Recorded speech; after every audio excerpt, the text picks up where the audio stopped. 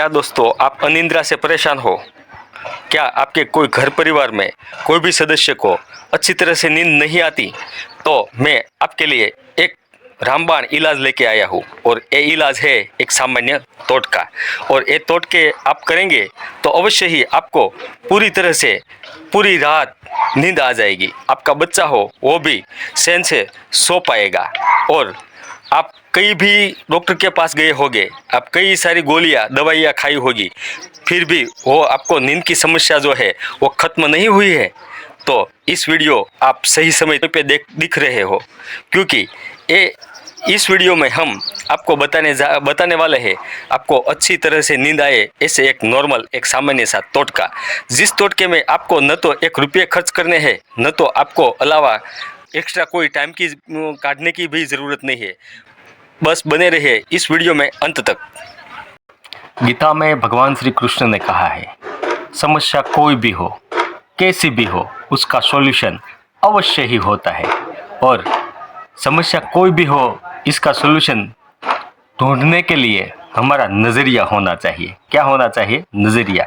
Solution अपने आप ही ढूंढ के आता है, लेकिन वो सॉल्यूशन आपको वो रास्ते पर चलना है या नहीं चलना है, वो आप पर निर्भर करता है। और ठीक ऐसी ही एक समस्या वो समस्या है अनिद्रा। अनिद्रा यानी कि पूरी तरह से आपको जो नींद आनी चाहिए वो नहीं आती। और अनिद्रा के कई सारे कारणों होंगे, लेकिन कारणों जितना भी हो, आपको अनिद्रा का उपाय मैं बताने जा रहा हूँ। कारण कोई भी हो, लेकिन वो ठीक तरह से अच्छी तरह से आपको संतुष्टि मिले, ऐसी निंद्रा आए, इसके बारे में मैं आपको एक आज अमूल्य महत्वपूर्ण एक सामान्य टोटका बताने जा रहा हूँ। और ऐसे कई सारे टोटके हैं जिस टोटके का उपयोग करके कई सारे इंसानों ने अपनी समस्याओं का सॉल्यूशन किया है। और आप यह बात जानकर भी आप भी खुद चौंक उठोगे कि हमारे जो बुजुर्गों होते थे वो ऐसे कई महत्वपूर्ण जो चमत्कारिक टोटके की वजह से कई सारे अपने इलाज किए हैं और इसमें वो सफल भी रहे हैं। और जो समस्या, जो रोग का करोड़ों या लाखों रुपए देकर भी जिसका समाधान नहीं हो सकता है, जिसका सॉल्यूशन नहीं हो सकता है, वो सिर्फ एक सामान्य टोटके से उसका इलाज हो जाता है। और ठीक वैसे ही तरह से मैं आज आपको एक सामान्य टोटका बताने जा रहा हूँ। तो अपेक्षा रखते हैं इस वीडियो आप अंत तक ज़रूर देखें। हमारे बुजुर्गों भी इस सामान्य जो टोटका होते हैं, इस टोटके का बहुत ही गहराई पूर्वक उसने अभ्यास भी किया था और कई समस्याओं का समाधान भी इस सामान्य टोटके की वजह से ही उसने सफलताएं मिली है। तो आइए दोस्तों, अब हम ये जानते हैं कि इस उपाय में आखिर करना है तो क्या करना है। इस उपाय में आपको पहले एक लहसुन, जो लहसुन होता है ना, उसका एक गांठिया आपको ले लेना है। और साथ में एक पिन, जो पिन होती है ना कांटे काटने की पिन, वो एक पिन लेनी है। और एक लौंग, जो लौंग होती है ना, ऐसी लौंग, देखिए आप ऐसी लौंग, एक लौंग लेनी है। और फिर करने का क्या है वो मैं आपको बताने जा रहा हूँ।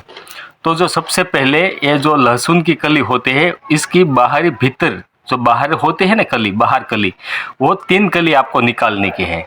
ठीक ऐसी तरह से, ऐसी तरह से। और इस लहसुन की कली कुल 3 लेनी है। कितनी?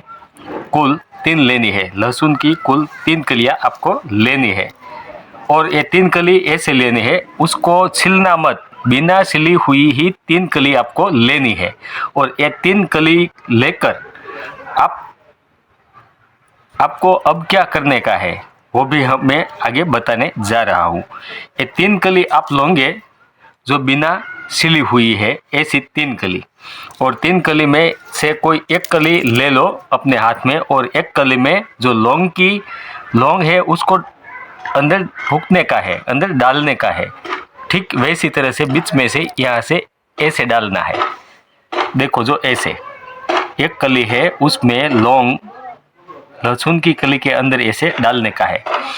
फिर एक पिन लेनी है और पिन में बीचों बीच से पसार करने की है, ऐसी तरह से। ठीक देखो इसी तरह जैसे पहली कली हमने डाली है, पहली कली में लौंग डालना है और लौंग और कली के बीचों बीच से पहली ऐसे पिन इसको डालनी है। और फिर दूसरी कली भी ठीक वैसे ही तरह डालें, फिर तीसरी कली ही ठीक वैसे ही तरह से डालें और ये पिन को फिट कर देना है ठीक ऐसी तरह से, ऐसे। और आप देख सकते हो ये आपका टोटका हो गया है तैयार। 3 लहसुन की कली, एक लौंग और एक पिन बीचों बीच में रख देना है। देखो ठीक ऐसी तरह से देख लो।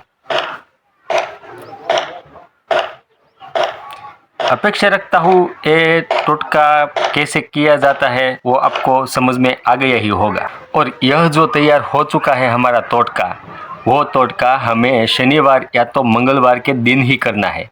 और शनिवार या मंगलवार दिन हो तब हनुमान जी के मंदिर पे जाने का है।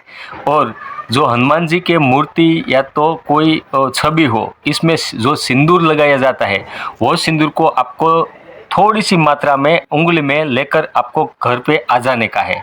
और वो सिंदूर जो हनुमान जी के मूर्ति या तो इसकी कोई फोटो है वहाँ जो सिंदूर लगाया जाता है वो ही सिंदूर आपको घर ले आना है थोड़ी सी मात्रा में।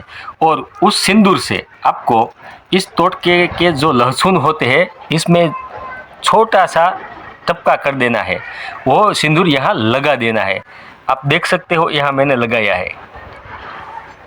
और इस टोटके तैयार हो जाते हैं, फिर इसमें एक फूंक मारने की है और एक मंत्र का जाप करना है। और वो मंत्र मैं भी आपको बताने जा रहा हूँ।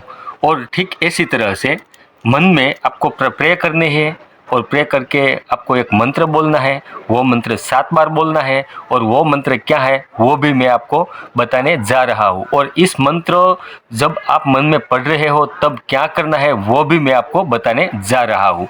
तो सबसे पहले ये टोटका तैयार हो जाए तो इसमें ऐसी तरह से फूंक मारते मारते आँख बंद करके इस मंत्र का ऐसी तरह से आपको 7 बार जाप करना है। और वो मैं आपको बताने जा रहा हूँ ठीक ऐसी तरह से। ओम कष्टभंजनाय हनुमंताय नमः ऐसे मंत्र बोलकर ऐसी तरह से फूंक मारने के है इसके पर। ऐसे 7 बार करना है। कितनी बार? 7 बार। फिर से मैं यह दोहराता हूँ, ध्यान रखें इसमें आपको कोई भूल न हो, इसलिए मैं दूसरी बार ये बोलता हूँ और दूसरी बार इसका प्रयोग मैं करके आपको बताने जा रहा हूँ। सबसे पहले ये टोटका तैयार हो जाए, फिर शनिवार या तो मंगलवार के दिन हनुमान जी के जो वार होते हैं इसके दिन हनुमान जी का ही मंत्र बोलना है। और ये मंत्र आपको मन में बोलना है, आंख बंद करके बोलना है। और मंत्र बोलते बोलते इस टोटके के पर आपको फूंक मारनी है। और ठीक वैसी तरह से सबसे पहले आंख बंद करो और आप मन में ही बोलिए ओम कष्टभंजनाय हनुमंताय नमः। इसी तरह से फूंक मारने के है। ठीक वैसे ही तरह आपको 7 बार करने का है। कितनी बार? 7 बार। अब आप सोचते होंगे कि अब क्या करने का है। तो अब जो ये टोटका हमारा सफल हो गया है और वो इन लहसुन की कली और पिन और लौंग को आप जहाँ सोते हो वहाँ अपने तकिए के नीचे चुपचाप कोई न देखे ऐसी तरह से आप उसको मुक दीजिए। जो अगर आपका बच्चा बहुत ही रड़ रहा है, उसको भी नींद नहीं आ रही है, तो आपके बच्चे का जो तकिया होता है वहाँ भी आप यहाँ रख सकते हो। और ये आपको कुल 3 दिन, कितने दिन तक? कुल 3 दिनों तक ये यहाँ आपके तकिए के नीचे रखने का है। और ये 3 दिन पूरा हो जाता है, ठीक वैसे ही आपको नींद आनी शुरू हो जाएगी। आप गहरी नींद में सो सकोगे। और ये 3 दिन के बाद इसका क्या करने का है वो भी मैं आपको बताने जा रहा हूँ। जब 3 दिन पूर्ण हो जाए तो शनिवार या तो मंगलवार के दिन इस चीज़ को आपको बहते हुए पानी में डाल देना है। आगे बात समझ में? इस चीज़ को 3 दिन जब पूर्ण हो जाए तो 3 दिन के बाद शनिवार या तो मंगलवार जो दिन आता है उस दिन आपको कोई कुएं में या तो बहता झरना हो इसमें या तो बहता जल हो इसमें आपको इसको डाल देना है।